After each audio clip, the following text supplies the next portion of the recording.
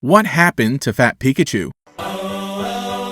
Nah, but really it is interesting to see the changes that happened to various iconic characters over the years. When it comes to Pikachu of the Pokémon franchise, the change kind of felt like it happened pretty quickly. The original Red and Green games took a curious approach to their Pokémon, with the sprites being designed first to ensure that they would fit within the limitations. A whole team of people were involved in the process, but Pikachu specifically was designed by Atsuko Nishida. After some further input, the final design can be seen in Red and Green. Here there's very little definition between the head and body. You can clearly see the brown stripes on the back and the tail appears to be longer and thinner, and there's also a different color for the belly. Still recognizable today as Pikachu, but noticeably different.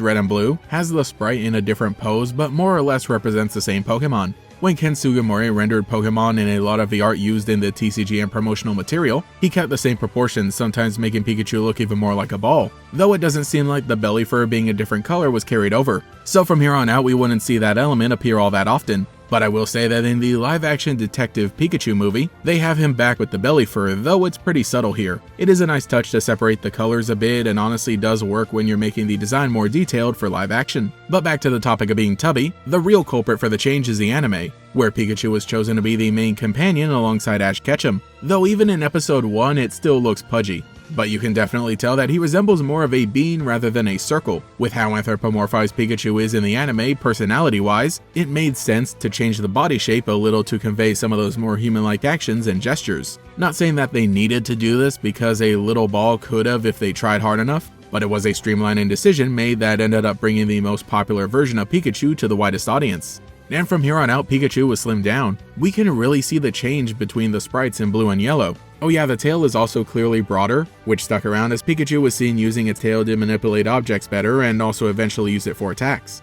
The appearance continued to vary, but for the most part he just kept getting thinner, though in the video games I say they hit a pretty good balance. Generation 2 looks nice around, but I was never a fan of the look in Generation 3. 4 and 5 also managed to make it look pudgy, but more so in a bottom-heavy way. Notice how the hips are wide and the body tapers in toward the head. I think Pikachu made the transition to 3D pretty well. I mean, it still keeps the bean shape overall, but it feels like it started going back to the chubby side as compared to the Nintendo DS era. Generation 8 gave us a treat by introducing Gigantamax Pikachu, which boasted a design obviously meant to be reminiscent of the original look, with a round body and a long tail. I was also a fan of how it also started getting some more love in the card game at this point. While we did get the Gigantamax forms as cards that ended up being pretty good, this was also the time of the Celebration set, which was done for the 25th anniversary of Pokemon. And here we did also get an illustration rare that is a remake of one of the original classic Pokemon cards, and that one uses those older proportions, so it's really cool to have. Though because I bought so many Celebrations packs in all the products that came out during that time and opened them in streams for the channel,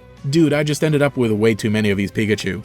So in the end, I think we're in a pretty good place. For sure, there was a point that had the proportions a bit too different, but I personally enjoy Pikachu being more of a funny little guy instead of just a mouse. The way that it's so malleable and can be drawn in different ways while still being recognizable is a testament to how strong of a design this is. However, there are some times I think it does look really weird, particularly drawings that distinguish where the head and shoulders begin and almost have this snowman silhouette with how round the head is. The partner Pikachu images I get are meant to anthropomorphize it with the hat, but something just feels off. Also, a lot of the Global Link artwork is the same way. I am just happy that there's a decent mix here and there, but I will say that personally I feel like the early anime had the proportions down perfectly. There was a clear neckline that separated the head, but with the back still being chubby to feel like a mouse, it had the perfect balance. He is taller, but he's not too tall, and I am a fan of the broader tail.